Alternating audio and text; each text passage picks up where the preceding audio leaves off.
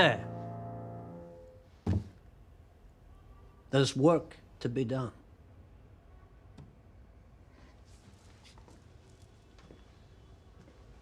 But you've never sounded better. Yeah.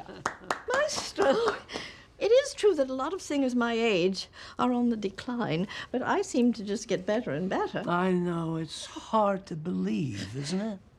Well, I am so blessed. There is no one quite like you. How did you first get involved in the film?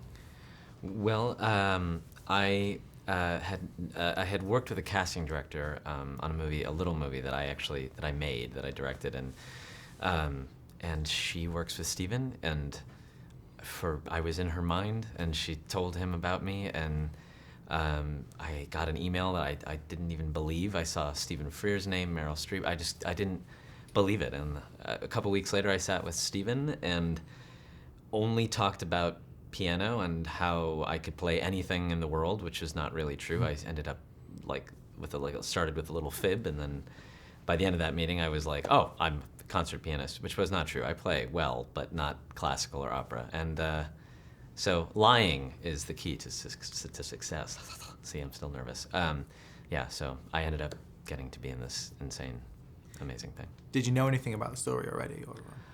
I don't think I had ever heard of her. I immediately connected to the script and to this character, and I couldn't tell if it was performance art. I didn't think it was, but there was this heated debate in the blogosphere of Florence Foster Jenkins fans, which is a niche group. But was it real? Was this an act? Did she know how bad she was? And but I never.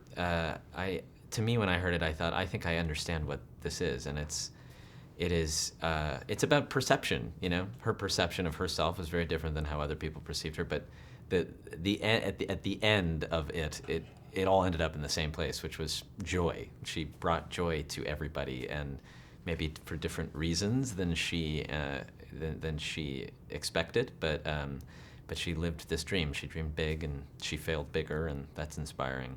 Mr. McMoon. Could we speak, Mr. Bayfield? Yes, of course. What is it? Well, I thought I was being hired to accompany Madame Florence's lessons. Mm-hmm.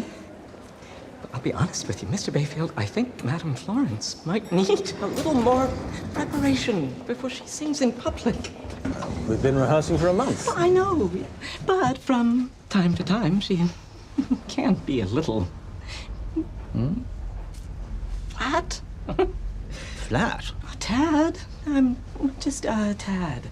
Carlo Edwards didn't mention any flatness, and he is the leading vocal coach in the city. Jeez, Mr. Bayfield, we can't be talking about the same singer. I mean, her vocal cords, they don't phonate freely. Her phrasing is haphazard. As for her subglottal pressure, it defies medical science. How was it working with Meryl Streep and Hugh Grant then? Speaking of dreaming big, yeah, that was a big dream. So they're incredible in every way. Meryl is as disarming as you kind of need her to be, because she's so brilliant and iconic, and immediately she's just a human. She's just very human. That's why I think we love watching her. And Hugh is self-deprecating and charming and all the things you kind of would hope he'd be, and really funny. And again, it felt we all kind of were like a little scared doing this, because it's out there. So I think that bonded it. Nothing like fear and terror to bring people together. And the first time you heard her sing as Florence, I mean, how was that? Because it's quite something, isn't it? Yeah. We met in New York to sort of see if this made sense, like to see if, because I was learning piano across the country, she was learning that. We didn't know how this would come together. Stephen didn't. Could we do this? Could we play the music for real and make it? And so yeah, we listened to recordings. And when I heard Meryl, I first of all, I mean, these pieces are the hardest pieces in the canon of music, to sing. So why am I surprised that Meryl Streep can sing that? I don't know. She can do anything. So to hear her do it though in person, yeah, it was stunning. And then to kind of dismantle it and and aim just to be kind of left of center, you know, to be right below the note or right above, and to weave in and out. That's even harder than singing it accurately. So I was most of the reactions in the movie are me just watching Meryl in awe or panicking because I'm in this, you know. So all of it came naturally. The sweating and the awe all came naturally to me. Yeah. And finally, what's next for you? Back to the Big Bang? Yeah, I'll be back next week.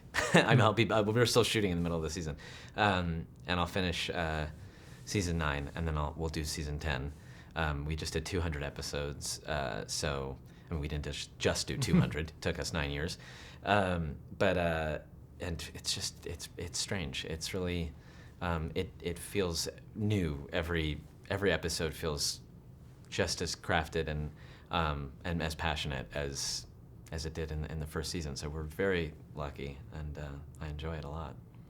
Expand your diaphragm, Florence.